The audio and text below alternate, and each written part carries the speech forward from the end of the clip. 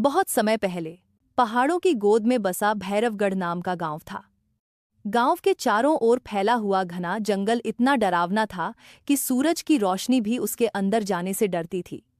उस जंगल के बारे में एक पुरानी दहशत फैलाने वाली कहानी मशहूर थी, जंगल का राक्षस।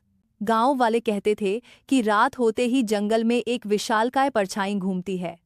किसी को नहीं पता था कि वह सच में राक्षस है या कोई और रहस्यमय प्राणी, लेकिन उसकी दहाड़ सुनकर जानवर तक अपने बिलों में दुबक जाते थे। गांव में रहने वाला एक साहसी लड़का था, अर्जुन। बचपन से ही वो बहादुर था और उसे जंगल के रहस्य जानने का बहुत शौक था। उसने कई बार तय किया था कि वह जंगल में जाएगा और उस राक्षस की हकीकत पता करेगा, पर उसकी माँ हमेशा रोक देती थी। एक दिन अचानक गांव के 2 मवेशी गायब हो गए। सभी ने कहा कि उन्हें जंगल के राक्षस ने उठा लिया। गांव में हलचल मच गई। बुजुर्गों ने लोगों को जंगल में जाने से मना कर दिया, लेकिन अर्जुन ने सोचा, अगर डरकर ही जीना है तो फिर जिंदगी का क्या मतलब, मुझे सच जानना ही होगा।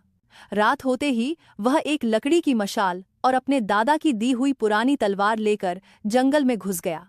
जंगल बेहद शांत था, लेकिन वह शांति भी डर पैदा कर रही थी। अचानक हवा का एक तेज झोंका आया और पेड़ों की टहनियां आपस में टकराने लगीं, जैसे कोई भगोड़ा पीछा किए जा रहा हो। कुछ देर चलने के बाद अर्जुन को मिट्टी पर बड़े बड़े पंजों के निशान दिखाई दिए। ये निशान इंसान के नहीं थे, उनका आकार किसी भी जानवर से बड़ा था। वह निशानों का पीछा करता गया। धीरे धीरे जंगल और गहरा होता गया। तभी उसे किसी भारी चीज के चलने की आवाज सुनाई दी। धप धप धप। अर्जुन का दिल धड़कने लगा, लेकिन वह रुका नहीं।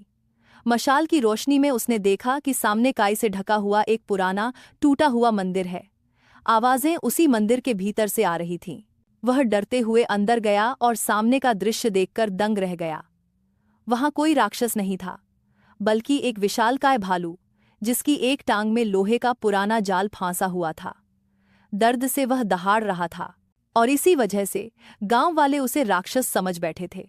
अर्जुन को समझ आ गया कि असली राक्षस यह भालू नहीं, बल्कि मानवों का डर था। उसने हिम्मत जुटाई और भालू के पास जाकर बोला, डर मत, मैं मदद करने आया हूं। भालू दर्द में कराह रहा था, लेकिन उसने हमला नहीं किया। अर्जुन ने तलवार से जाल को काटने की कोशिश की। कई प्रयासों के बाद आखिरकार जाल टूट गया। भालू ने धीरे धीरे अपनी टांग हिलाई और अर्जुन की तरफ देखा, जैसे धन्यवाद कह रहा हो। फिर वह जंगल की गहराई में चला गया। अगली सुबह अर्जुन ने गांव में सबको पूरी बात बताई। शुरुआत में किसी ने बात नहीं मानी, लेकिन जब दूसरे दिन वे उसी मंदिर तक पहुंचे और वहां टूटा हुआ जाल देखा, तो सभी को सच्चाई समझ आ गई। गांव के सरपंच ने कहा, हमने अपने डर को इतना बड़ा बना दिया कि एक घायल जानवर को भी राक्षस समझ लिया।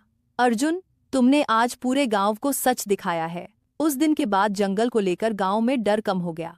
गांव वाले अपने मवेशियों की बेहतर देखभाल करने लगे और जंगल के जानवरों के लिए पानी और दाना भी रखने लगे।